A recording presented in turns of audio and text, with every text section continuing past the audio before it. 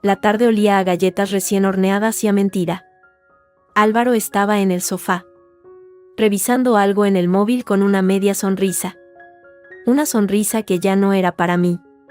Lucía, mi hija de 5 años, jugaba a sus pies con unas construcciones. La escena era tan normal que me dolió en el pecho. Fui a la cocina a buscar el zumo. Cuando volví, la quietud tenía otra calidad. Álvaro había salido al balcón a fumar. Su nuevo vicio de los últimos meses. Lucía, en cambio, tenía el móvil de su padre en las manos pequeñas. Lo miraba con la frente fruncida. Esa expresión de concentración absoluta que ponía al descifrar un nuevo puzzle. Mira.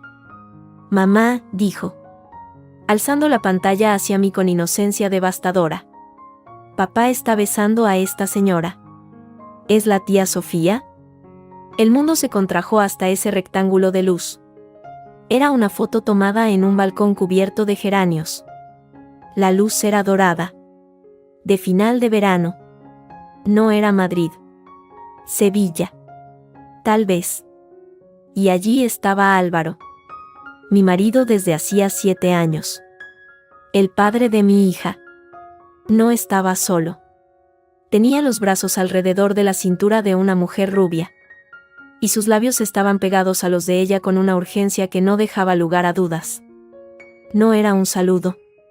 Era un beso de película. De esas que te rompen la vida. El aire desapareció de mis pulmones. Por un segundo.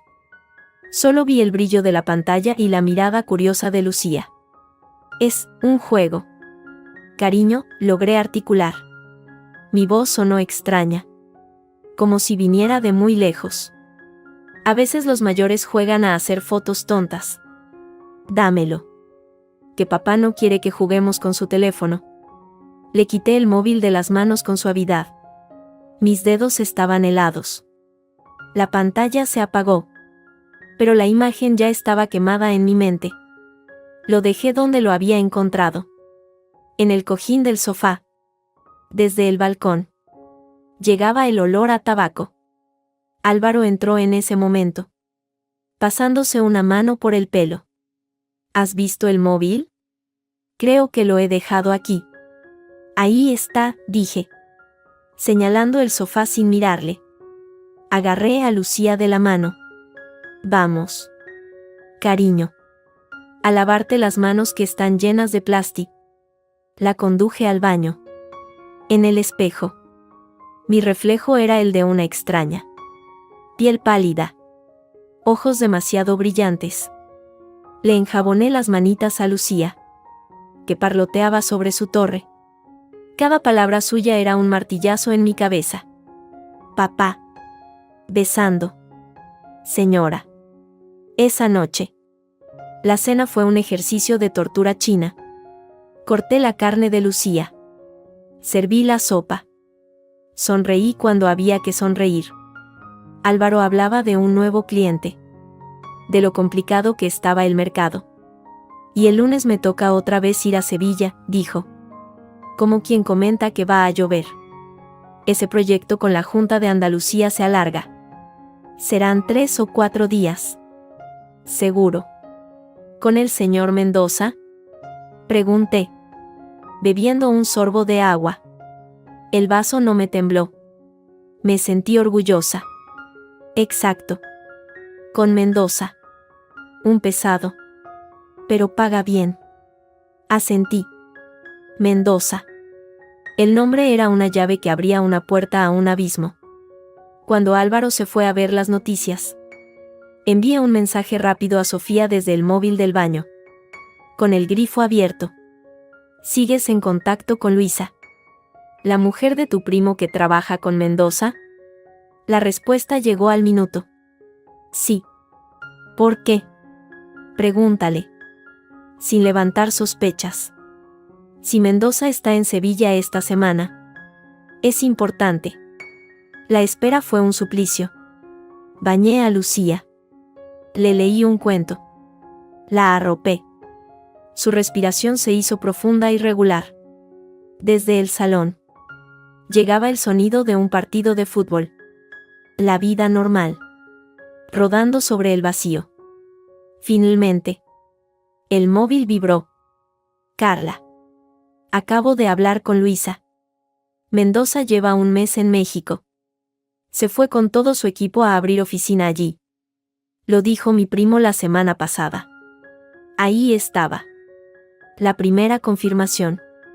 No era una sospecha. Era una mentira. Una mentira construida.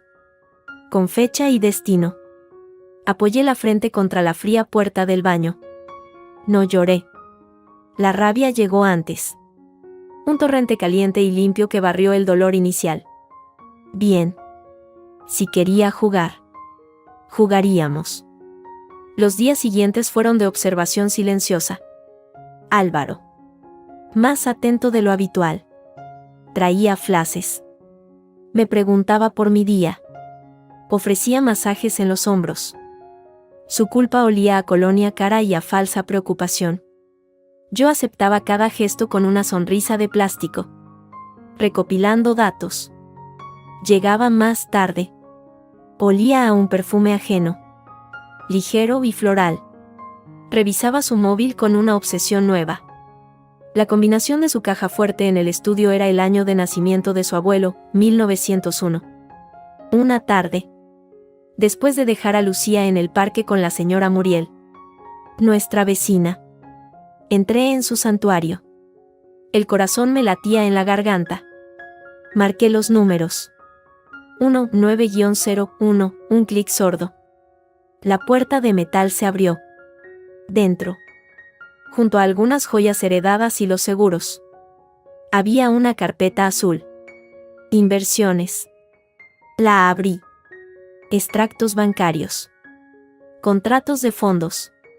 Impresos de Hacienda. Movimientos de cuentas que no reconocía.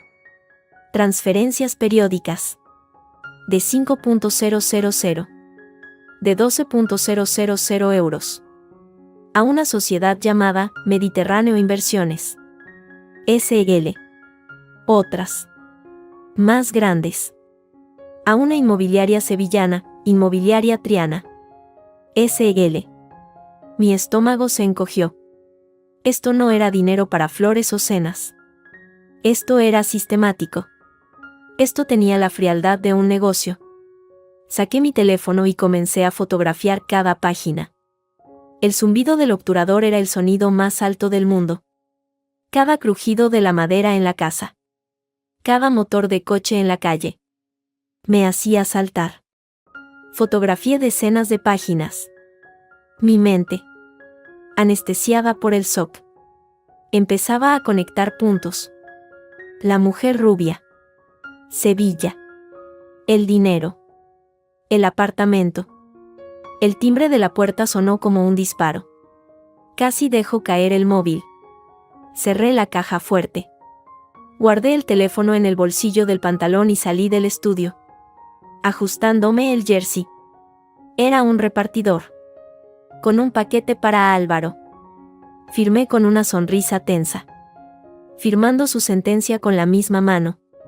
Esa noche. Mientras Álvaro roncaba a mi lado.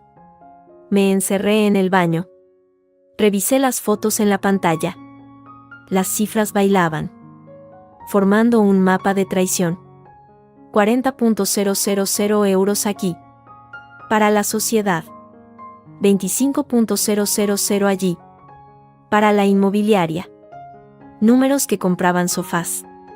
Ventanas con vistas al Guadalquivir. Besos al atardecer. De repente, una notificación de Instagram apareció en la parte superior de la pantalla. Elena Castillo ha comenzado a seguirte. Me quedé helada. ¿Era su nombre?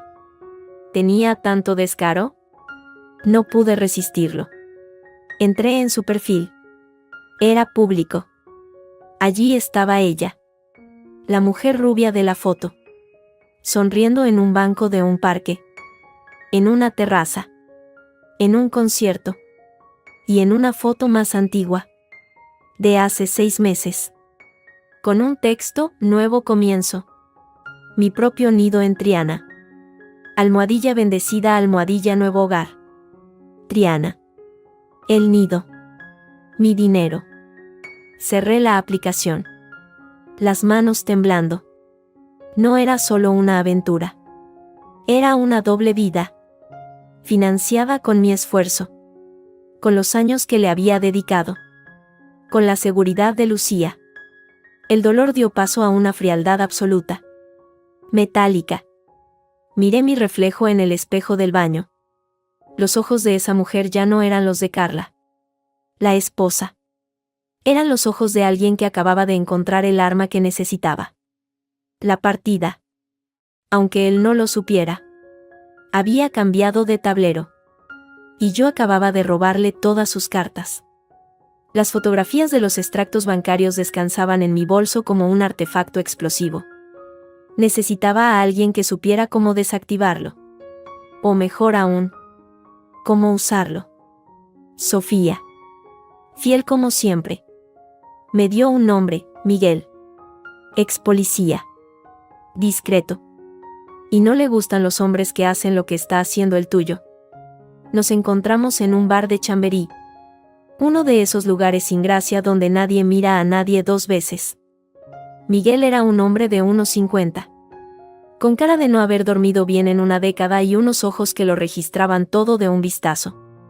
Cuénteme, dijo. Después de pedir un café solo. No había preámbulos. Creo que mi marido desvía dinero de su empresa. Y creo que lo usa para mantener a otra mujer, dije. Deslizando la memoria USB por la mesa. No tenía energía para rodeos. La cogió sin mirarla. ¿Qué quiere? Señora Ruiz. La verdad. ¿O pruebas? Quiero las dos. Y quiero que duerman en un juzgado.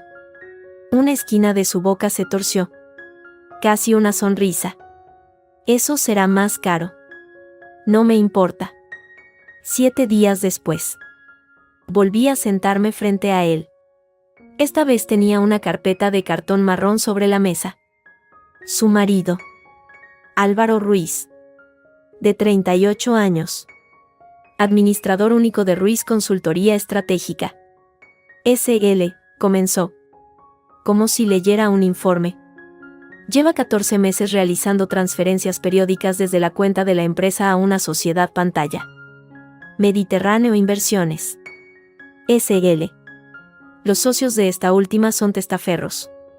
De ahí, el dinero va a varias cuentas. Pero un patrón se repite. Abrió la carpeta. Había gráficos. Líneas de tiempo. Capturas de sistemas bancarios. Y luego, una escritura notarial. Hace 8 meses. Se adquirió un apartamento en la calle Pureza. 24, en Triana. Sevilla. Primer piso. Vistas al río.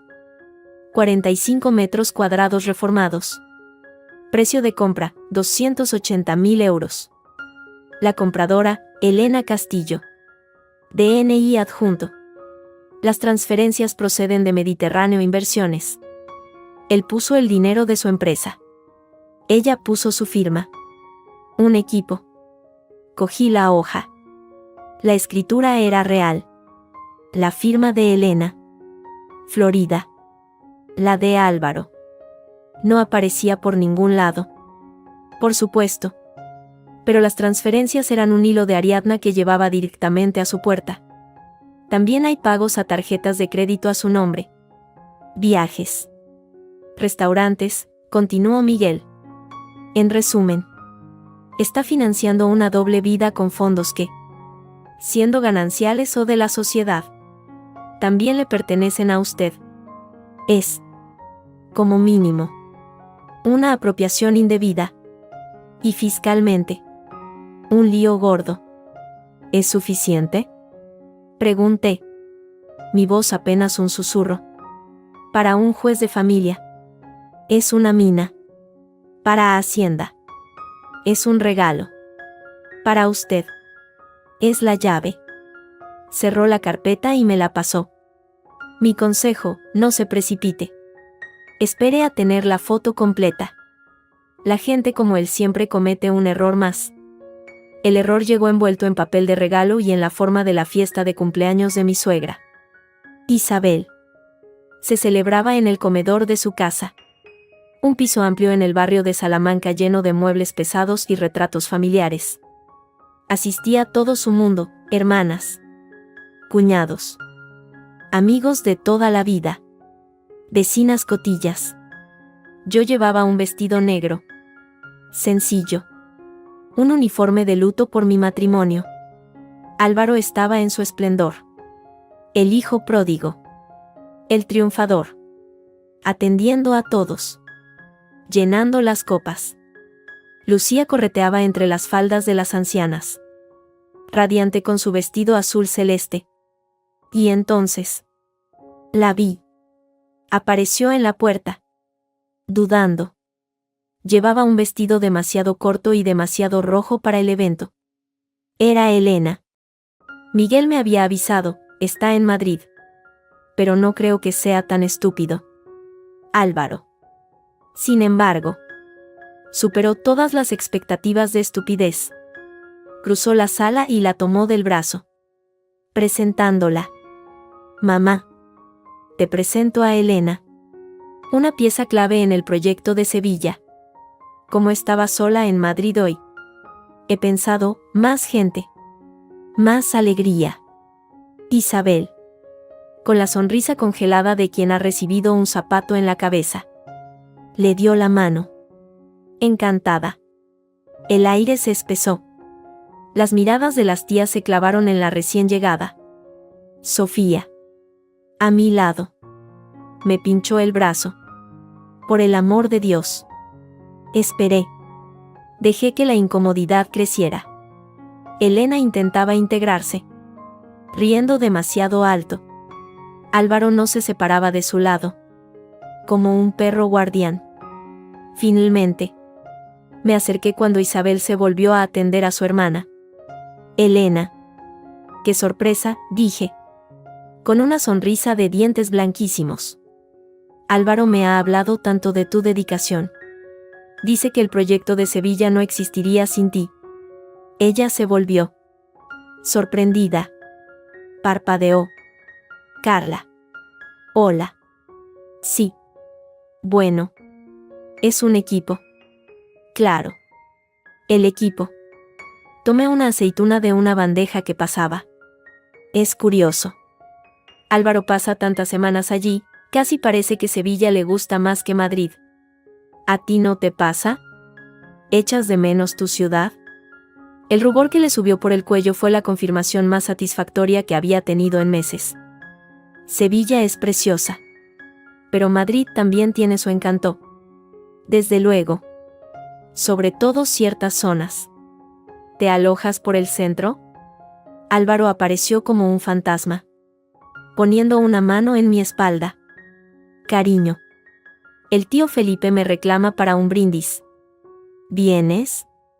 Enseguida, dije, sin apartar los ojos de Elena.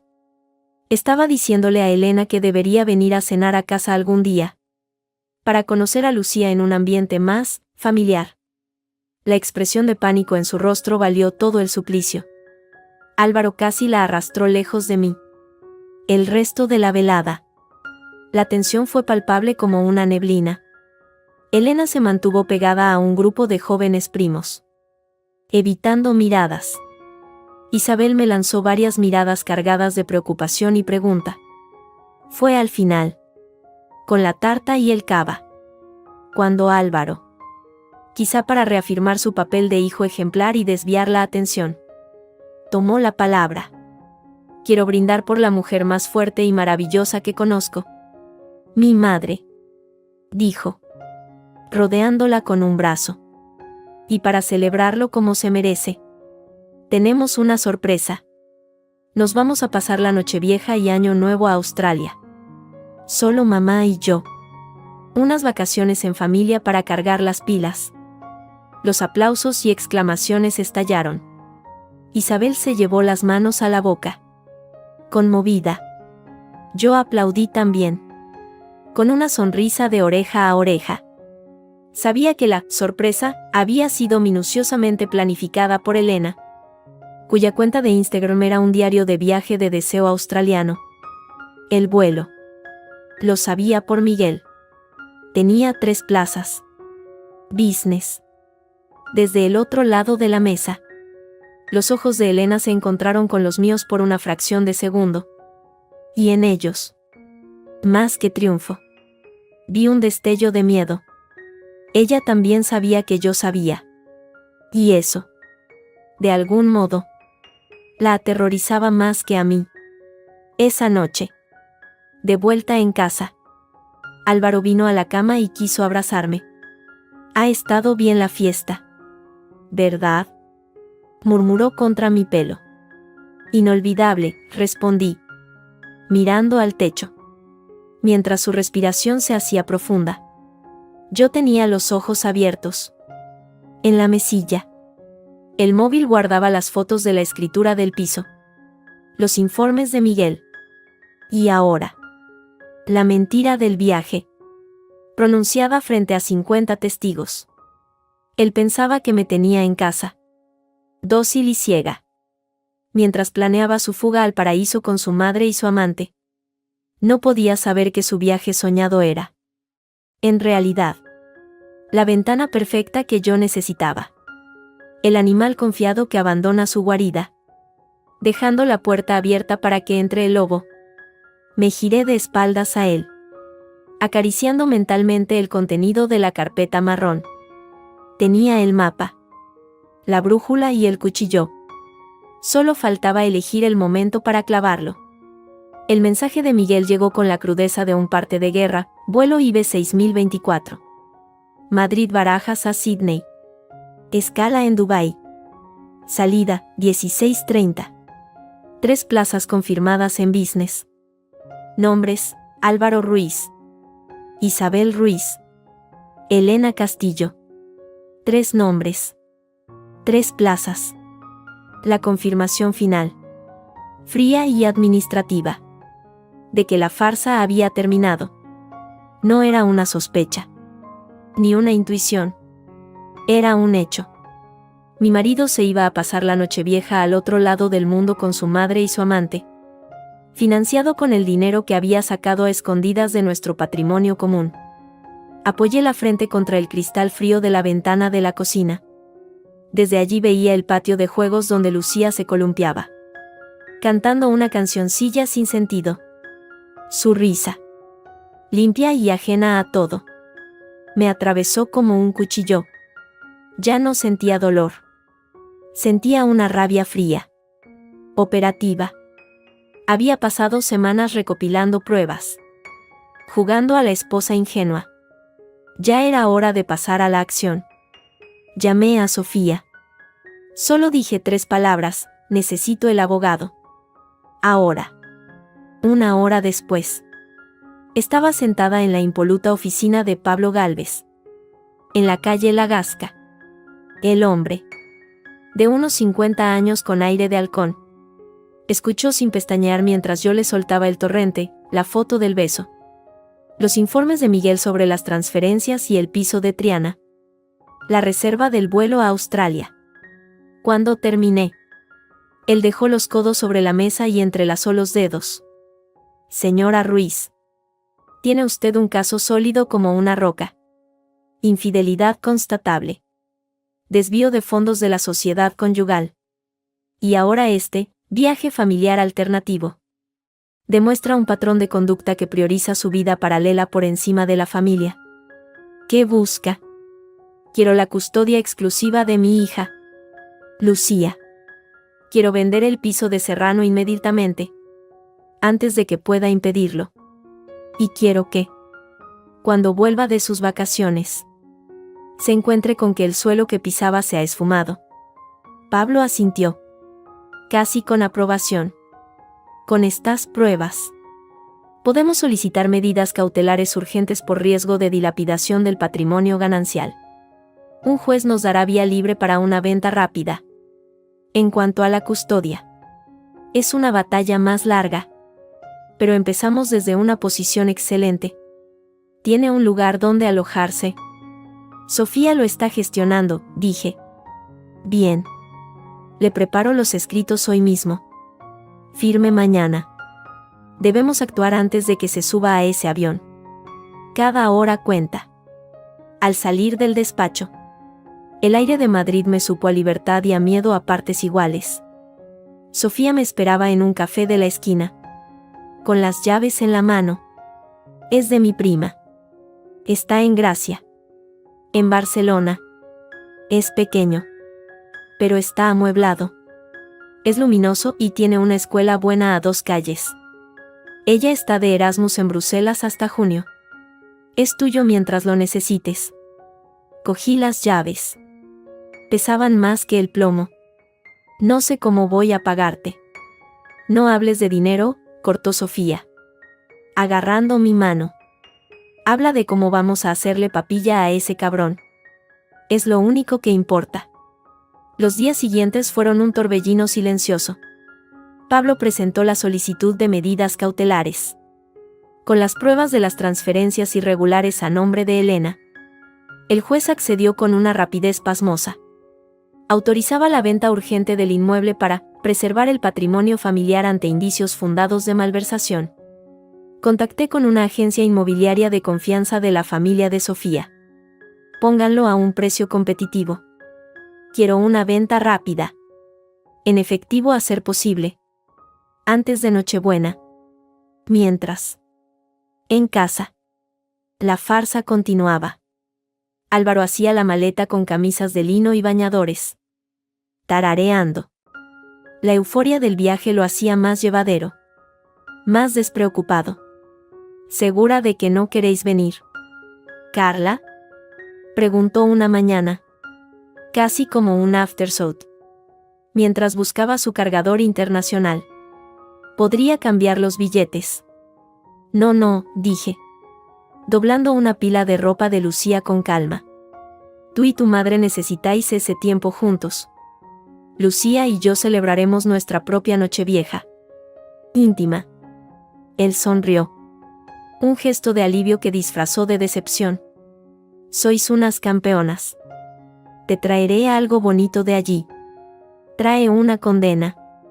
Pensé, mientras le sonreía. La oferta por el piso llegó 48 horas después. Un inversor belga que buscaba un pied-à-terre en Madrid aceptó el precio sin regatear. La firma de la escritura se fijó para el 23 de diciembre, un día antes de que su avión aterrizara en Sídney.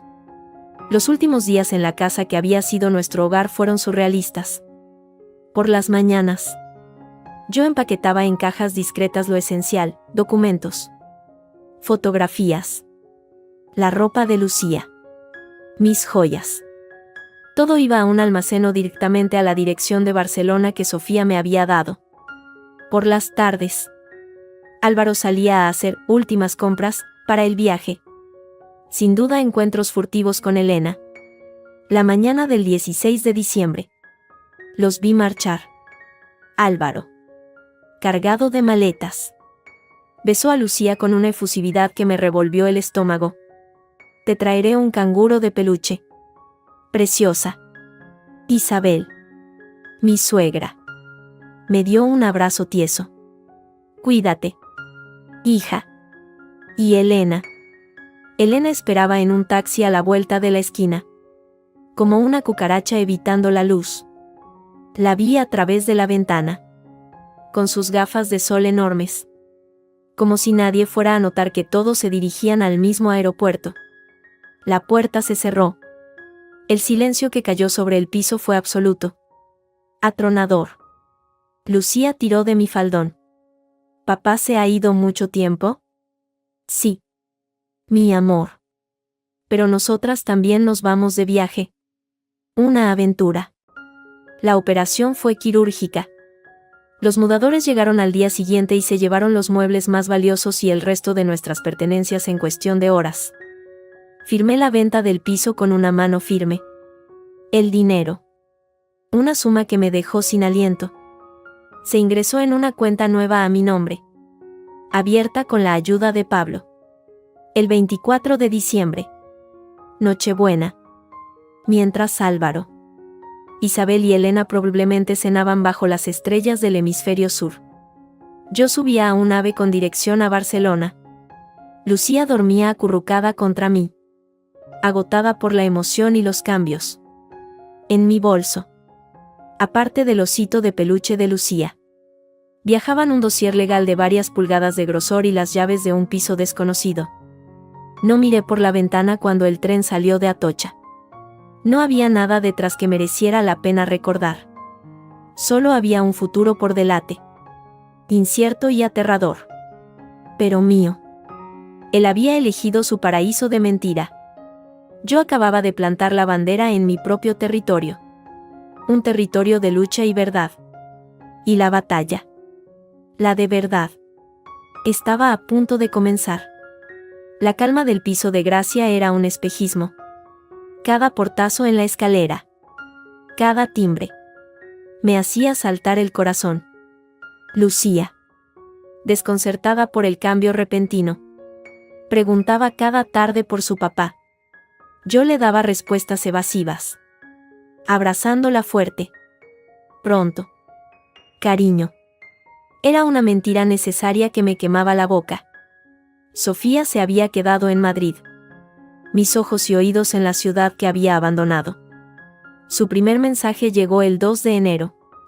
Temprano. Han aterrizado. Álvaro te ha llamado al móvil 15 veces seguidas. Al fijo. Incontables. No contestes. Mi teléfono. En modo silencioso. Vibraba con una persistencia enfermiza sobre la mesa del comedor. Álvaro. Isabel. Números desconocidos. Dejé que sonaran. El buzón de voz se llenó. Su tono fue un viaje en sí mismo, primero. Confusión irritada. Carla. ¿Dónde estás? ¿Qué pasa? El piso está vacío. Los vecinos dicen que se vendió. Esto es una locura. Llámame. Luego. Una llamada de Isabel. Voz tensa, Carla. Soy tu madre. Álvaro está fuera de sí. ¿Dónde estáis? ¿Estáis bien? Contesta. Por favor.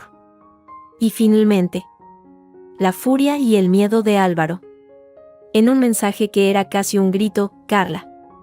Contesta. Has vendido nuestra casa. Te has llevado a mi hija. ¿Esto es un secuestro? Voy a denunciarte. Te voy a hacer pagar. Secuestro. La palabra me heló la sangre. Colgué y llamé inmediatamente a Pablo Gálvez. Con las manos temblorosas. Es una acusación grave. Pero vacía, me tranquilizó su voz profesional.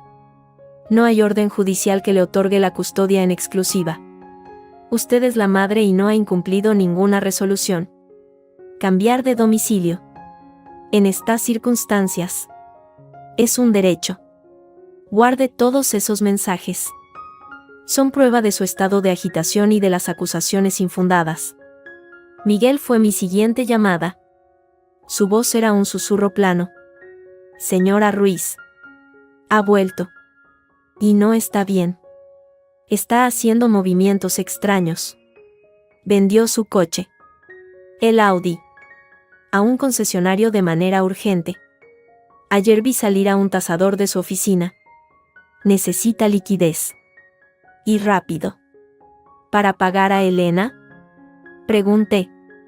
Con un amargo regusto en la boca. O para pagar a un abogado bueno, respondió. O ambas cosas. Tenga cuidado. Un animal herido es impredecible. Sabe que usted tiene algo. Colgué y me dejé caer en el sofá.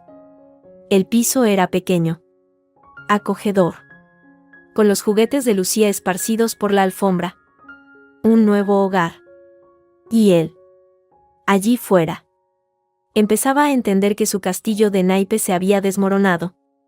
Fue Sofía quien me dio la siguiente pieza. Envuelta en la arrogancia más absoluta. Un mensaje con un enlace. Mira el Instagram de la muy puerca. Elena Castillo. Su perfil era público. Y allí. En tiempo casi real. Estaba la crónica de su victoria. Fotografía tras fotografía. Ella y Álvaro. Sonrientes. Frente a la ópera de Sydney. Ella e Isabel, tomando un café en Bondi Beach. Su suegra sonriendo incómoda. Un brindis con champán en Nochevieja. Los tres con el puerto de fondo. Los pies de foto eran de una hipocresía que me provocaba náuseas. Aprendiendo a valorar los momentos. La familia es el corazón. Año nuevo. Bendiciones nuevas. Sentí una oleada de rabia tan intensa que me doblé por la cintura. Pero luego, una frialdad clara la reemplazó. Estaba documentando su propia condena. Capturé pantallazos de todo. Las fotos. Las fechas. Los comentarios de sus amigas. ¡Qué viaje más increíble! ¡Qué suerte tener un hombre así! Era la prueba perfecta. Gráfica y pública. De la mentira. El viaje, en familia, con su madre era. Ante los ojos de todos. Un viaje en pareja con la suegra como coartada. Subí todo a la carpeta en la nube que compartía con Pablo.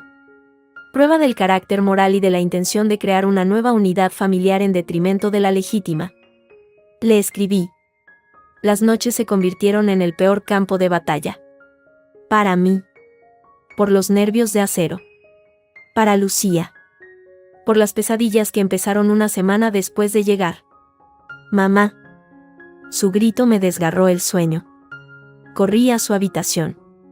Estaba sentada en la cama. Llorando. Temblando como una hoja.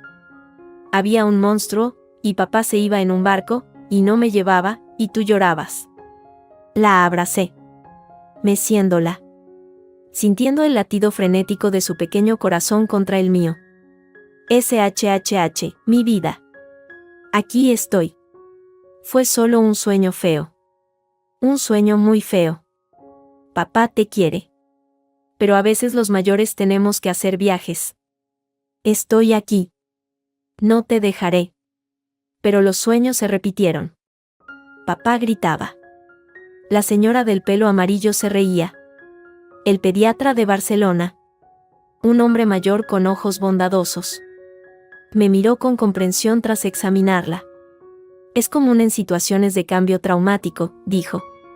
Sensación de abandono. Inseguridad. Necesita rutina. Mucha seguridad. Y que usted transmita calma. Si usted está en paz, ella lo absorberá. Era un buen consejo. Imposible de seguir. Yo estaba en guerra. Y mi mayor terror no era Álvaro, sino la sombra que todo esto proyectaba sobre los ojos de mi hija. Una tarde, mientras Lucía dormitaba en el sofá, exhausta por otra noche de terrores, el teléfono volvió a sonar.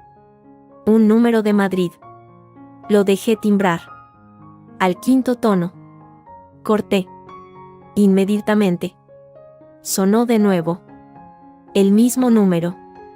Una corazonada gélida me dijo que contestara. Podía ser Isabel. Podía ser. Dígame. Dije. Con voz baja. Carla. Era la voz de Álvaro. Grave. Ronca. Cargada de una furia que apenas lograba contener. ¿Dónde coño estás? Eso no te incumbe, respondí, manteniendo la voz plana. Claro que me incumbe. Has vendido mi casa. Te has fugado con mi hija. ¿Eso es un secuestro? Te voy a destruir. Denuncia, dije, con una frialdad que me sorprendió. Por favor. Hazlo. Así podremos hablar delante de un juez de tus viajes a Sevilla, de las transferencias a Mediterráneo Inversiones, y del apartamento en Triana a nombre de Elena Castillo, y de las fotos de Australia. ¿Quieres que le envíe al juez las capturas de pantalla? Tienen unos mensajes muy emotivos. Hubo un silencio al otro lado. Un silencio espeso, cargado de pánico. Lo había pillado en el renuncio. No, no sé de qué me hablas, farfulló. Pero sin convicción alguna. Claro que no, dije. Ahora. No me vuelvas a llamar. Toda comunicación. A través de mi abogado. Pablo Gálvez. Te enviaré sus datos. Carla. Espera. ¿Podemos hablar esto? No hagas una tontería. La tontería la hiciste tú cuando besaste a esa mujer en un balcón de Sevilla. Adiós. Álvaro. Colgué. Mis manos temblaban. Pero por dentro sentía una claridad de hielo. Había pasado de esconderme a plantar cara. Él ya sabía que yo lo sabía todo. El juego de las apariencias había terminado. Miré por la ventana. En el pequeño patio interior. Un limonero resistía el invierno. Lucía respiraba profundamente en el sofá. Tomé una decisión. No podía vivir escondida. Al día siguiente la matricularía en El Petit Mont, la guardería de la Placeta. Empezaríamos una vida verdadera, sin mentiras. Mientras, en algún lugar de Madrid, Álvaro empezaba a comprender que su paraíso australiano había sido, en realidad, la antesala de su propio infierno. Y yo tenía todas las llaves. La guardería, el Petit Mont, olía a plastilina nueva y zumo de manzana. Matricular a Lucía allí fue mi primer acto de fe tangible en nuestra nueva vida. La directora, la señora Montserrat, tenía manos cálidas y una sonrisa que no llegaba a los ojos cuando le expliqué la situación. Necesito que esté segura, dije, manteniendo la voz firme. Su padre no debe tener acceso sin mi autorización expresa. Estamos en un proceso legal complicado. Ella asintió. Comprensiva pero profesional. Por supuesto. Señora Ruiz. Aquí tenemos protocolos. Solo las personas autorizadas pueden recoger a los niños. Necesitaremos una fotografía suya y listaremos a cualquier otra persona que usted designe. Durante 3 días. Todo funcionó. Lucía lloró el primer día al separarse de mí. Pero después hablaba de la profe Laura y de un niño llamado Pablo con quien compartía los lápices. Yo, por mi parte, caminaba por las calles de Gracia. Compraba en el mercado de la Abacería. Intentaba construir una rutina sobre el polvo de mi vida anterior. El 4.º día. Mientras escogía tomates en una frutería. El teléfono vibró. Un número de la guardería. Señora Ruiz. Habla Montserrat. Hay un señor aquí. Dice ser el padre de Lucía. Quiere verla. El tomate que sostenía cayó al suelo y reventó, esparciendo semillas rojas como sangre. ¿La ha visto? ¿Está bien? Está en clase. Tranquila. Él insiste. Está bastante alterado. Dice que usted ha secuestrado a la niña. No permita que se la lleve, dije. Ya saliendo de la tienda a la carrera. Dejando al tendero mirándome con extrañeza. Dígale que cualquier asunto debe tratarse con mis abogados. Voy para allá. Colgué y marqué el número de Pablo Gálvez con dedos trémulos. Ha ido a la guardería. Quiere a Lucía. ¿Amenazas? ¿Violencia? La voz de Pablo era un bisturí. No lo sé. ¿Pero está allí? Vaya. Pero no se enfrente a él. Pida a la directora que llame a los mozos si no se va. Yo presento la solicitud de orden de alejamiento y medidas cautelares de custodia ahora mismo. Con las pruebas que tenemos. Es una formalidad. Y grave. Si puede grabar. Cuando llegué a la placeta, vi a Álvaro desde lejos. Estaba plantado frente a la puerta de la guardería, hablando con gestos agitados a la señora Montserrat, que mantenía los brazos cruzados. Llevaba la misma ropa del día anterior. Arrugada. Parecía no haber dormido. Cuando me vio, sus ojos se encendieron con una furia que me heló. Carla. Por fin. ¿Qué diablos estás haciendo? Lucía es mi hija. Y yo soy su madre, dije, parándome a varios metros de distancia. Saqué el móvil y pulsé discretamente el botón de grabar. No tienes derecho a venir aquí a asustarla. Derecho. Tengo todos los derechos. Has vendido mi casa. Te has fugado como una criminal. La casa era de los dos. Y se vendió por orden judicial debido a tus desvíos de fondos, dije. Con una calma que no sentía. Y no me he fugado. Me he mudado. Vete. Álvaro. No quiero que Lucía te vea así. ¿Así? ¿Cómo? ¿Preocupado por mi hija? Gritó.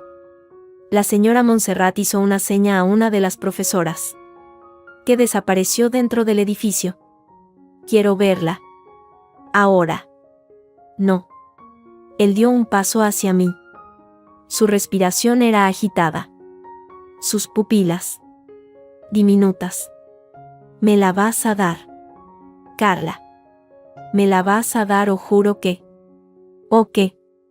Álvaro. Corté, manteniendo su mirada. ¿O me vas a denunciar? Adelante. Tu abogado puede hablar con el mío. Pablo Gálvez. Te enviaré los datos. En ese momento, se oyó el rum rum de un motor.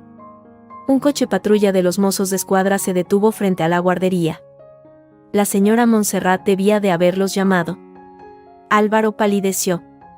¿Has llamado a la policía? ¿Contra mí? Contra quien está intimidando y alterando el orden en un centro educativo, dijo una de las agentes, bajando del vehículo con calma. ¿Algún problema? Expliqué la situación de manera concisa, custodia compartida de hecho. Proceso de separación iniciado. Mi derecho a cambiar de domicilio. Mostré mi DNI. Álvaro. Por su parte, farfulló sobre secuestro y derechos paternos. Pero no pudo mostrar ninguna orden judicial. Su actitud agresiva y evasiva jugó en su contra. Los mozos fueron claros, debía irse. Si no lo detendrían por alteración del orden público.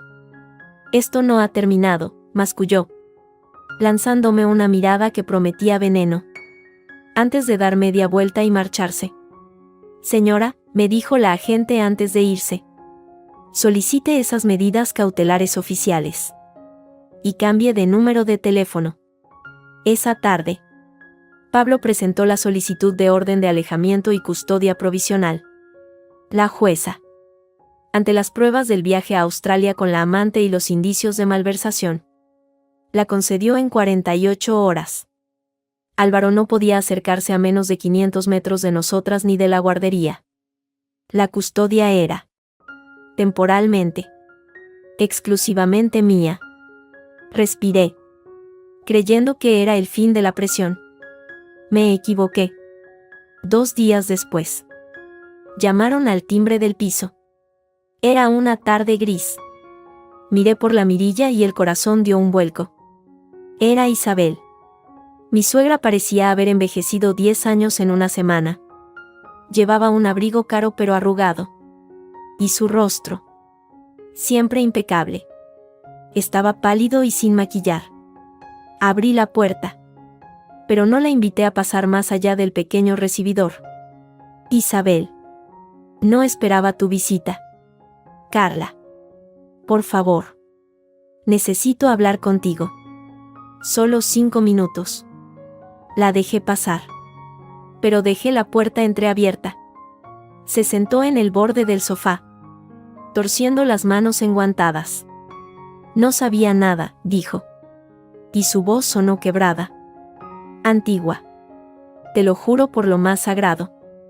Lo de esa mujer, lo de Australia. Álvaro me dijo que era una amiga. Una colaboradora que pasaba por un mal momento. Que no tenía familia. Yo fui una estúpida. La miré. Había dolor genuino en sus ojos. Sí. Pero debajo, como un río subterráneo, había otra cosa. Cálculo. ¿Y qué quieres que haga? ¿Que le perdone? Pregunté. quedándome de pie. No, por Dios. No. Exclamó, llevándose una mano al pecho. Lo que ha hecho es imperdonable. Pero, Lucía, ella es mi única nieta. Lo único puro en todo este asunto. Álvaro está destrozado. Hecho una ruina. Y esa mujer le tiene hechizado. No está en su sano juicio. Yo, hizo una pausa. Buscando las palabras, yo podría hacerme cargo. Temporalmente. Para darle estabilidad a la niña. Tú estás aquí sola. En una ciudad nueva. Con todos estos problemas legales. Sería lo mejor para ella. Ahí estaba. La jugada maestra. No venía de parte de su hijo. Venía por sí misma. La abuela respetable. Con una casa grande en La Moraleja. Recursos. Estabilidad. La alternativa, sensata, al caos de los padres. Lucía está perfectamente conmigo, dije. Y mi voz sonó como el acero. Tiene su rutina. Su guardería. Y yo soy su madre. La única que no ha mentido. Ni robado. Ni ha huido a Australia con la amante. No necesito que nadie se haga cargo. Pero los tribunales. Carla, insistió. Bajando la voz como si compartiera un secreto. En estos casos. A veces buscan el entorno más estable. Yo podría ofrecerle eso. Una vida tranquila. Lejos de todo este drama. Podría pedir la custodia provisional. Por su bien. El aire se me heló en los pulmones. ¿Me estás amenazando? ¿Isabel? ¿Vienes a decirme que vas a intentar quitarme a mi hija? No es una amenaza. Es una solución. Para todos. Tú podrías descansar. Centrarte en tu vida. Mi vida es Lucía, corté. Señalando la puerta. Y esta conversación ha terminado. No vuelvas a venir sin avisar. Ella se levantó. Lenta. Como si le pesaran los huesos. En sus ojos ya no había lágrimas. Solo una fría determinación. Piénsalo. Carla. No conviertas esto en una guerra donde todos pierdan. La guerra la empezó tu hijo, dije. Cerrando la puerta tras ella. Me apoyé en la madera. Las piernas temblando. No era solo Álvaro. Era todo su sistema. Su familia. Su mundo. Cerrándose sobre mí para recuperar lo que consideraban suyo. Para quitarme lo único que me importaba. El teléfono sonó. Haciendo que diera un salto. Era Pablo. Su voz sonaba extrañamente satisfecha. Carla. Siento interrumpir. He estado revisando a fondo los papeles de la empresa de tu marido. Los que nos pasó Miguel. Y me he topado con algo. Algo grande. ¿Más grave que lo del apartamento? Pregunté. Deslizándome por la puerta hasta sentarme en el suelo. Mucho más grave. Es contabilidad creativa de manual. Facturas falsas a proveedores inexistentes. Pagos duplicados.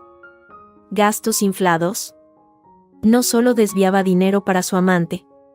Lleva años cocinando los libros para pagar menos impuestos. Esto, Carla, no es una falta. Es un delito fiscal. De los que llevan penas de prisión.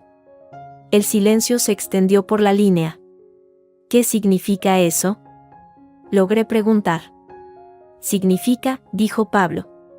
Y pude oír la sonrisa en su voz, que tu marido acaba de pasar de ser un infiel tramposo a ser un posible delincuente económico. Y Hacienda. Querida Carla. Es un enemigo mucho más poderoso y despiadado que cualquier juez de familia. Esto cambia absolutamente todo el tablero. La noticia de la inspección de Hacienda llegó como un trueno en un día despejado. Fue Miguel quien me llamó. Su voz tan plana como siempre, pero con un deje de satisfacción apenas audible. Han entrado en las oficinas de Ruiz Consultoría esta mañana. 2 coches sin identificación. Pero se les veía el plumero. Se han llevado cajas de documentos y al contable. A tu marido lo han citado a declarar para mañana. Parece que el aviso anónimo que recibieron estaba muy bien documentado. No sentí alegría. Sentí el alivio agrio de quien ve que un depredador mayor se ha fijado en su cazador. Pablo lo confirmó una hora más tarde. Desde Madrid. Ha sido rápido. Demasiado. Alguien. Y no fui yo. Les dio un chivatazo con lujo de detalles. Facturas falsas. Proveedores fantasma. Triangulaciones con la Sociedad de las Islas. Con lo que yo tenía pensado presentar en el juzgado de familia. Esto es un cohete. Si pueden demostrar la malversación a gran escala. Estamos hablando de delito económico. Esto ya no es solo nuestro divorcio. Carla. Es un proceso penal.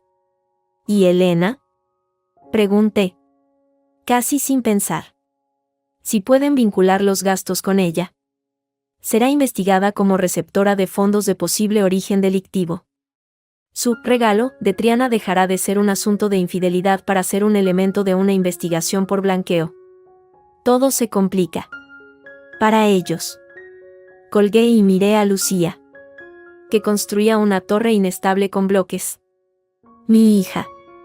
El botín de esta guerra sucia. Ahora. De pronto. El campo de batalla se había multiplicado. Elena.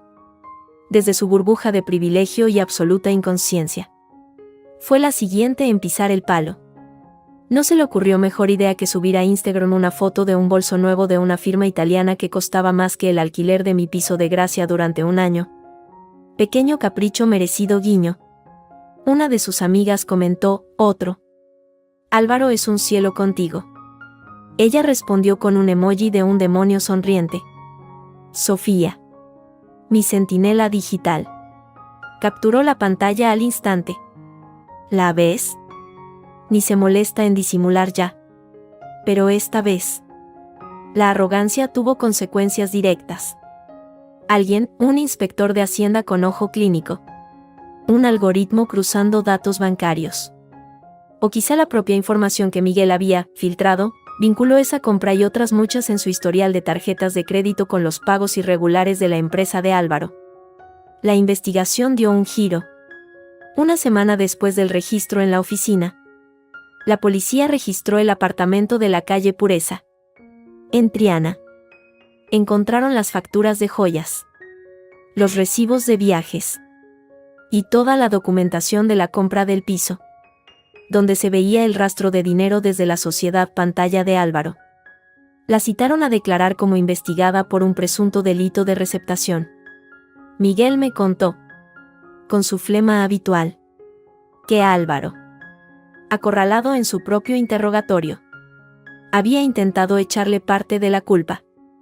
Dijo que ella le había presionado, que le había creado necesidades, que era una obsesión que le nublaba el juicio. La lealtad de su amor verdadero no había resistido el primer golpe de la presión fiscal. Y entonces, el animal herido, acorralado por la justicia y traicionado por su amante, hizo su movimiento más predecible y peligroso. Vino a Barcelona. Lo supe por la llamada urgente de la señora Montserrat. Su voz temblaba ligeramente. Señora Ruiz. Está aquí. En la calle. Frente a la verja. No puede entrar. Pero está ahí. Da vueltas. No parece bien. Pablo fue contundente al teléfono, la orden de alejamiento es de 500 metros. Si se acerca al domicilio, la incumple. Llame a los mozos inmediatamente. No salga. Y sobre todo, no abra la puerta si viene. Pero Álvaro no vino directamente al piso. Fue más sutil. O más cobarde. Esperó al anochecer. Cuando bajé a tirar la bolsa de basura orgánica a los contenedores de la calle, surgió de la sombra de un portal contiguo. Como un espectro. Olía a sudor. A alcohol barato y a rabia pura. Tenías que rematarme. Carla, escupió. Su voz era un hilillo de veneno. Primero mi casa. Luego mi hija. Ahora mi empresa. ¿El regalito a Hacienda también fue tuyo? Me quedé helada. Con la bolsa pesando en mi mano. Recordé el consejo de Pablo. Con movimientos lentos. Metí la mano en el bolsillo del pantalón y activé la grabadora de voz del móvil. Yo no he hecho nada que no te hayas buscado tú solo. Álvaro. Tú solo tienes que rendir cuentas. Mis cuentas son limpias. Gritó, bajando la voz de inmediato. Consciente de los vecinos. Todo lo he hecho por esta familia. Y tú me lo pagas intentando hundirme. ¿Por esta familia? Pregunté, manteniendo la voz baja y clara. Necesitaba que hablara. Que se delatara. ¿Cómo comprarle un piso a Elena en Triana? ¿Cómo irte a Australia con ella? ¿Eso es por la familia? Eso no es asunto tuyo. Ella me necesitaba. Tú nunca me has entendido. La entenderán los jueces. Y los de Hacienda. Y parece que Elena también te está entendiendo ahora de otra manera. Según me cuentan. Su rostro se descompuso. La mención a la traición de Elena fue un golpe bajo que le hizo perder los últimos restos de control. Dio un paso hacia mí, señalándome con un dedo que temblaba. Vas a arreglar esto, silbó. Vas a retirar la denuncia de custodia. Vas a decir que fue un malentendido. Que estás desequilibrada. Y vas a devolver el dinero de la venta del piso. Si no, te juro que no vas a saber lo que es la paz. Voy a demostrar que no eres apta para cuidar de Lucía. Tengo contactos. Puedo conseguir informes. Haré que te la quiten. Y me la llevaré donde no la vuelvas a ver jamás. Lo juro por mi madre. Sus palabras, grabadas en la fría memoria digital de mi teléfono, eran más valiosas que cualquier documento. Amenazas de secuestro. Intimidación. Admisión de intenciones de manipular el sistema. ¿Has terminado? Pregunté, sin apartar la mirada. ¿Por qué si has terminado? Me voy. Y si vuelves a acercarte, no solo tendrás a Hacienda encima, sino una denuncia por quebrantar una orden de alejamiento. Buenas noches, Álvaro. Di media vuelta y caminé hacia el portal, sintiendo su mirada de odio ardiendo en mi nuca. No corrí. Cada paso fue una victoria. Al traspasar la puerta, me desplomé contra el vestíbulo, temblando. Pero en mi bolsillo, el móvil guardaba un tesoro, su condena en su propia voz. A la mañana siguiente, dejé a Lucía en la guardería. La profesora Laura, la tutora, me llamó aparte. Su rostro estaba serio. Señora Ruiz. Lucía. Ayer, durante la siesta, tuvo otra pesadilla. Fue intensa. Gritaba. Decía cosas como, papá no, papá grita. No me lleves. Dijo, mamá llora en la cocina. Es muy específico para ser solo un sueño. ¿No cree? Un nuevo nudo de hielo se formó en mi estómago. ¿Podía haber oído alguna de nuestras discusiones telefónicas? ¿O era su mente infantil conectando los hilos de la tensión que la rodeaba? La otra tarde, cuando su padre vino aquí alterado, empecé. Los niños absorben todo, dijo la señora Montserrat, que se había acercado. Y lo expresan como pueden. Lucía ha cambiado. Llegó siendo una niña risueña. Ahora está callada. Se sobresalta con los portazos. Nos preocupa su bienestar emocional. Nosotras, estaríamos dispuestas a dejarlo constar, si hiciera falta, en un informe. Para el juez. Marina, la tutora, asintió con firmeza. Lo que vemos aquí es lo que importa. Y lo que vemos es una niña con miedo. Les di las gracias, con la garganta apretada. No eran solo testigos. Eran aliadas. Mujeres que veían a mi hija sufriendo y se ponían de su lado. Su testimonio, el de profesionales ajenas al conflicto, sería un golpe demoledor para cualquier intento de Álvaro de pintarme como una madre inestable. Al salir, envié el archivo de audio a Pablo. Amenazas explícitas de secuestro y de manipular pruebas. Incumplimiento de orden. Y tengo a las profesoras de la guardería como testigos del estado de Lucía. Su respuesta llegó en minutos. Esto es la puntilla. Carla. Con esto, más el terremoto de Hacienda, más el viaje a Australia. No hay juez que le conceda ni un minuto de custodia no supervisada. Prepárate. La vista de medidas cautelares definitivas y atribución de custodia será pronto. Y con esto, la hemos ganado. Miré el edificio de la guardería. Allí dentro, Lucía estaría intentando ser una niña normal. Yo tenía ahora, en mis manos, no solo las pruebas de sus actos, sino las pruebas del daño que esos actos causaban. Y en esta guerra, eso era el único territorio que merecía la pena defender. El resto era humo. Humo que, muy pronto, el viento de la ley se encargaría de dispersar. La vista para las medidas cautelares definitivas y la atribución de custodia se fijó para finales de enero. Pablo me preparó minuciosamente. Éramos un equipo, él, el general, yo, el soldado con las cicatrices como prueba. Los días previos fueron un ejercicio de contención. Miguel había conseguido algo más, el testimonio por escrito del exmarido de Elena. Un hombre amargado pero veraz, que confirmaba que Álvaro había estado asesorando a Elena durante su divorcio, hace 2 años, y que había hablado de proteger activos y crear estructuras. Era el hilo que unía la intención con el acto. La mañana de la vista, me vestí con un traje pantalón gris oscuro, sencillo y caro, que compré con el dinero de la venta del piso. Quería parecer sólida, imperturbable.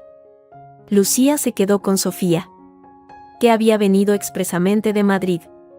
No te preocupes por nada, me dijo, abrazándome con fuerza.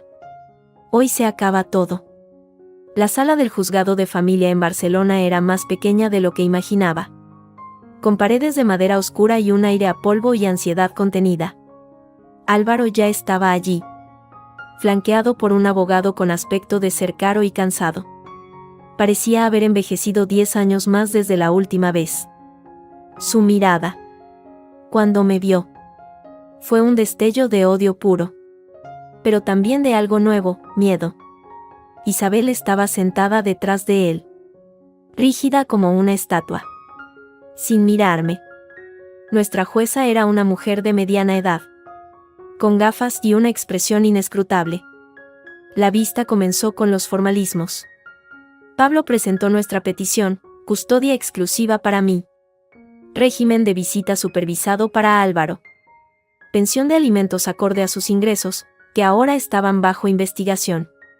Luego, comenzó a desplegar su arsenal. Primero, las pruebas de la infidelidad. Mostró las fotografías del beso en Sevilla, impresas. Luego, las capturas de pantalla de Instagram del viaje a Australia, con los 3 sonrientes. La jueza las observó sin inmutarse. Son fotos de viajes, protestó el abogado de Álvaro, un hombre llamado Vallés. No prueban una relación ilícita perjudicial para la menor. Permítame continuar, dijo Pablo con calma. Luego vino el núcleo del asunto, la desestabilización patrimonial y el delito. Pablo presentó el informe pericial encargado por nosotros, basado en los documentos que yo había fotografiado. Mostraba el flujo de dinero desde Ruiz Consultoría a Mediterráneo Inversiones S.L. y de allí al pago del apartamento en Triana a nombre de Elena Castillo. Incluía la escritura. La jueza tomó notas. Esto es materia de otro juzgado. Penal o mercantil, objetó Vallés, con voz más tensa. No es relevante para la capacidad parental de mi cliente. Lo es, replicó Pablo. Porque demuestra un patrón de conducta, mentira, ocultación y puesta en peligro del patrimonio familiar que sustenta a la menor. Un padre que usa los fondos para la manutención de su hija para financiar una doble vida demuestra una priorización clara y perjudicial. Y entonces, Pablo dejó caer la bomba. Presentó el escrito de la agencia tributaria que confirmaba la inspección en curso por presuntos delitos fiscales. Y, como prueba de la inestabilidad y la amenaza, solicitó reproducir el audio. El abogado de Álvaro se puso en pie de un salto. Protesto. Es una grabación ilegal. Fue realizada en un espacio público. Ante una situación de intimidación, argumentó Pablo. Y es esencial para valorar el riesgo para la menor y para la madre. La jueza meditó un momento. Voy a oírla. El silencio en la sala se hizo absoluto cuando comenzó a sonar la voz ronca, desesperada y llena de odio de Álvaro. Voy a demostrar que no eres apta. Haré que te la quiten. Y me la llevaré donde no la vuelvas a ver jamás. Sus propias palabras. En ese contexto, eran aterradoras. Vi palidecer a la jueza. Vi cómo Isabel bajaba la cabeza. Vi cómo Álvaro se encogía en su asiento, derrotado por su propia voz. Luego, Pablo presentó los informes de la guardería. Declaraciones escritas de la señora Montserrat y de la tutora Laura, describiendo el cambio de comportamiento de Lucía, las pesadillas, la ansiedad, y vinculándolas temporalmente con la visita agitada de Álvaro. Hablaban de una niña que se sobresalta con ruidos fuertes y que expresa miedo a ser separada de su madre. Esto demuestra el impacto tangible de la conducta del padre en el bienestar emocional de la menor, concluyó Pablo. Fue entonces cuando el abogado de Álvaro intentó su contraataque. Presentó un informe médico. Un psiquiatra privado, pagado por Álvaro, diagnosticaba a Carla Ruiz con un trastorno de adaptación con ansiedad, posiblemente con rasgos paranoides, que podrían afectar a su capacidad para tomar decisiones objetivas en el interés superior de la menor. Sugería que mi huida a Barcelona era un acto de fuga disociativa. Sentí que el suelo se abría bajo mis pies. Era una mentira. Una construcción vil. Pablo, sin embargo, no pareció sorprendido. ¿Puede preguntar a este psiquiatra cuántas sesiones tuvo con mi cliente?, preguntó con sorna. Eso no es relevante, dijo Vallés. Lo es. Porque mi cliente nunca ha visto a ese profesional, dijo Pablo. Y presentó un certificado de mi médico de cabecera en Madrid.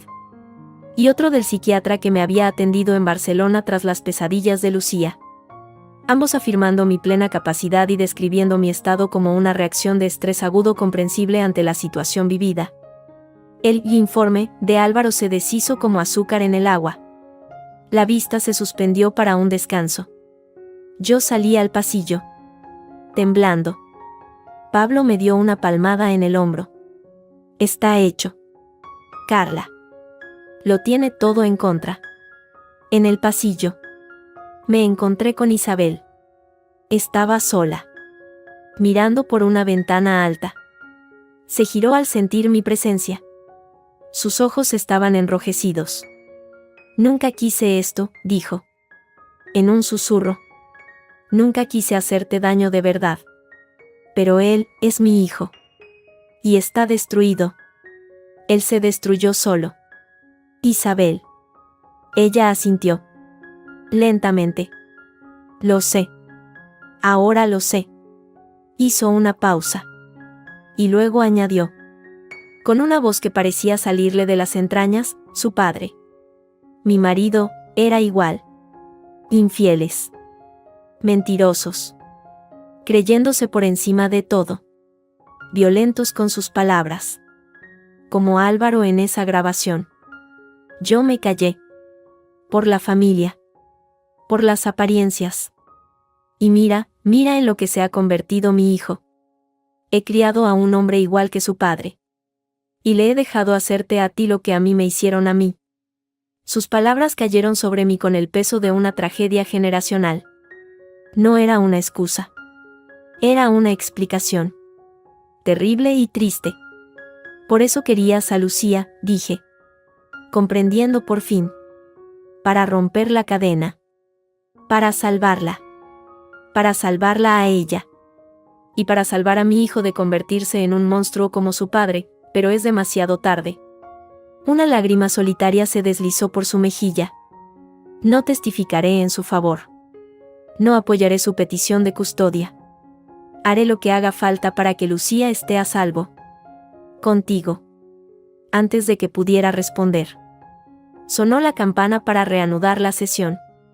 El turno de Álvaro fue un desastre. Su abogado intentó argumentar que era un padre cariñoso, víctima de una campaña de desprestigio. Pero no tenía nada sólido con que contraatacar. Ni una sola prueba de mi inestabilidad. Ni un testigo que no fuera pagado por él. Solo su palabra. Y esa ya estaba manchada por sus actos. Por sus mentiras y por su voz amenazante en aquel audio. Cuando la jueza anunció que dictaría sentencia en el plazo de 3 días. Todos sabíamos el resultado. Álvaro salió de la sala sin mirar a nadie. Derrotado. Su abogado recogía sus papeles con gesto de fastidio. Pablo me apretó el brazo. Ha sido impecable. La sentencia será favorable en todo. Prepárate para la última batalla, lo penal con Hacienda. Pero en lo que a Lucía respecta, la guerra ha terminado. Salí del juzgado. La luz fría de enero en Barcelona me dio en la cara. No sentí euforia. Sentí un agotamiento infinito. Pero también una paz extraña. Recién nacida y frágil. La confesión de Isabel resonaba en mi cabeza. Era el último fragmento del puzzle. El que explicaba la raíz podrida de todo. Mi hija no solo estaría a salvo conmigo. Estaría a salvo de él. Y de la sombra del hombre en que se había convertido. Ahora. Solo quedaba esperar el golpe final del verdugo más implacable, el Estado. Y, por primera vez, esperaba ese golpe con los brazos abiertos. La sentencia llegó por correo certificado una fría mañana de febrero. Pablo me llamó mientras yo desayunaba con Lucía. Es mejor de lo que esperábamos. Custodia exclusiva y excluyente a tu favor. Régimen de visitas para Álvaro, 4 horas al mes. Supervisadas por un punto de encuentro familiar. Previa evaluación favorable de un psicólogo que deberá costear él. Pensión de alimentos acorde a sus ingresos declarados ante Hacienda. Que de momento se fija en una cantidad mínima dado su situación. Y mantiene la orden de alejamiento de 500 metros. Es, en la práctica, una victoria total. Colgué y abracé a Lucía, que me miraba con cara de sorpresa. Con la cara manchada de colacao. No supe si reír o llorar. Así que no hice nada. Solo respiré. La justicia. Esa máquina lenta y pesada. Había hablado. Y lo había hecho a mi favor. Las consecuencias para Álvaro se sucedieron como fichas de dominó. La investigación de Hacienda se aceleró. Con las pruebas de desvío de fondos. Facturas falsas y la compra del piso para Elena. El fiscal presentó cargos por delito fiscal continuado y apropiación indebida. Una semana después de la sentencia de familia, llamaron a mi puerta 2 agentes de la Policía Nacional. No venían por mí. Señora Ruiz. Solo queremos confirmar si tiene conocimiento del paradero de su exmarido. Álvaro Ruiz. Tenemos una orden de conducción para declarar en dependencias judiciales. Les di la dirección de su oficina y la de su madre. Al día siguiente, Sofía me envió un enlace a un periódico digital de Madrid. En la sección de sucesos económicos. Una breve nota: detenido un empresario madrileño por un presunto delito fiscal de 280.000 euros. No salía su nombre. Pero yo lo sabía. Lo supe por el peso que se levantó de mi pecho. No de alegría, sino de un silencio nuevo y extraño. Elena. Como era de esperar. No esperó a que la siguiente ficha cayera sobre ella. Borró sus redes sociales. Miguel. En su último informe. Fue conciso: Elena Castillo vendió el apartamento de Triana en una operación relámpago, por debajo de su valor de mercado. Ayer tomó un vuelo de Lisboa a Oporto. Parece que tiene conocidos allí. No se espera que regrese. La noticia de su huida me la dio Sofía por teléfono, con un tono entre despreciativo y satisfecho. Al final, las como ella siempre tienen una salida.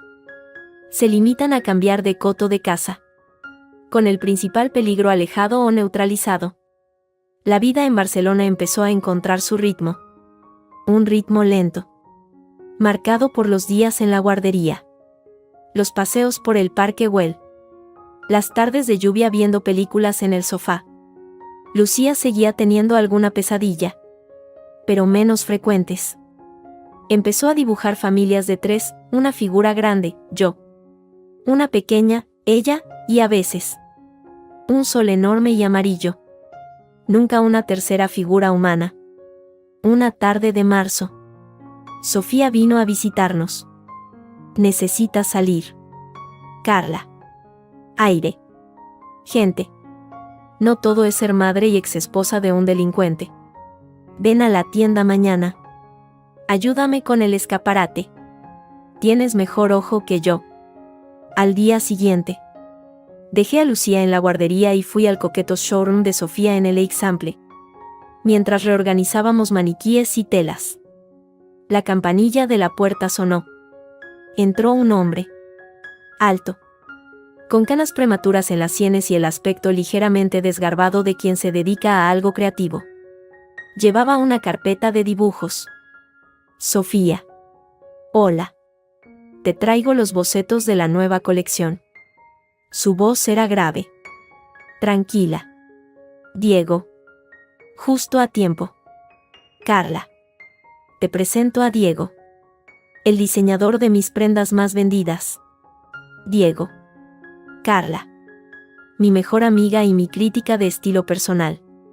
Diego me tendió la mano. Su apretón fue firme. Cálido. Encantado. Sofía me ha hablado mucho de ti. Todo bueno. Espero, dije, sintiendo, para mi sorpresa, un leve rubor. Lo justo, sonrió. Y sus ojos, de un color avellana claro, se arrugaron en las comisuras. Hablamos de telas, de cortes, de la luz de Barcelona. Resultó que él también era madrileño, pero llevaba 15 años en la ciudad. Me fui después de un divorcio complicado, comentó de pasada, sin dar más detalles. Había algo en su calma, en su mirada directa pero sin presión, que me resultó profundamente tranquilizador. No era el brillo cegador y egoísta de Álvaro. Era la luz estable de un faro. Cuando se fue, Sofía me miró con una ceja arqueada. ¿Qué? Nada. Solo que es un buen tipo. Y que lleva solo 2 años. Como tú. Sofía. Por favor. Solo digo. La vida continúa. Carla. Esa noche, mientras acostaba a Lucía, ella me agarró de la mano. Mamá. Hoy he hecho un dibujo en la escuela. Sí. ¿Mi vida? ¿De qué? De nuestra familia. Se levantó y corrió a coger su mochila. Sacó un papel doblado con cuidado. Lo abrió. Allí estaba, dibujado con rotuladores gruesos y llenos de color. Las dos, ella y yo, cogidas de la mano, con faldas triangulares y sonrisas enormes. A nuestro lado, un hombre alto, con lo que parecía una carpeta de dibujos bajo el brazo. No se parecía a Álvaro. Tenía el pelo marrón con algunos toques amarillos, las canas. Y arriba, un sol radiante. Y unas líneas azules que representaban, sin duda, el mar. En la parte de arriba, con su torpe caligrafía, había escrito, mi familia en Varna. Me quedé sin palabras. La miré. ¿Quién es este? ¿Cariño? Ella se encogió de hombros. Como si fuera lo más obvio del mundo. Es el señor nuevo que te hace reír. El de la tienda de tía Sofía. Te he visto sonreír cuando hablabas con él por teléfono ayer. Un nudo se me formó en la garganta. La inocencia de su trazo. La sencillez con la que aceptaba la posibilidad de la felicidad. Me desarmó por completo. La abracé con fuerza. Es un dibujo precioso. El más bonito del mundo. Unas semanas después. La noticia final apareció en la prensa. Condenado a 2 años de prisión un empresario por delito fiscal. Álvaro. Tras un conformidad con la fiscalía. Evitaba una pena mayor. Isabel me llamó. Su voz era un eco lejano. Se va a Murcia. A la cárcel de Campos del Río. Le han concedido el 3er grado. Dice que quiere reinventarse cuando salga. No supe qué decir. Solo deseé, sinceramente, que lo consiguiera. Lejos de nosotras. Una tarde de finales de primavera. Con el sol empezando a calentar las piedras de Barcelona. Quedé con Diego para tomar un café. Fue cerca de la Barceloneta. Caminamos por el paseo marítimo después. Sin rumbo. El viento del mar, ese aire salado y lleno de vida. Me envolvía. Hablamos de cosas sin importancia. De lo caros que estaban los alquileres. De una exposición en el MACBA. De lo mucho que le gustaba a Lucía el pan con tomate. De repente. Se detuvo y señaló hacia el mar. Mira. Esa es la verdadera Barcelona. No la de los turistas. Ni la de los negocios. Esta luz. Este olor. Es una ciudad que te deja respirar. Que te deja empezar de nuevo. Si tú se lo permites. Lo miré. El viento le agitaba el pelo entrecano. No había promesas en sus ojos. Ni intención oculta. Solo compañía. La posibilidad de un presente tranquilo. Sí, dije. Sonriendo por primera vez en lo que parecía una eternidad. Con una sonrisa que no era forzada. Ni una herramienta. Lo está permitiendo. Esa noche. Pegué el dibujo de Lucía en la nevera. Las 3 figuras bajo el sol de Barcelona. No era un pronóstico. Ni una promesa. Era solo un dibujo. Un dibujo lleno de color. De luz. Y de un futuro que, por fin, podía imaginarse sin miedo. Y eso, después de todo, era más que suficiente. El vigo de la Barceloneta seguía soplando fuera, barriendo las últimas huellas del invierno. Y de todo lo que había quedado atrás.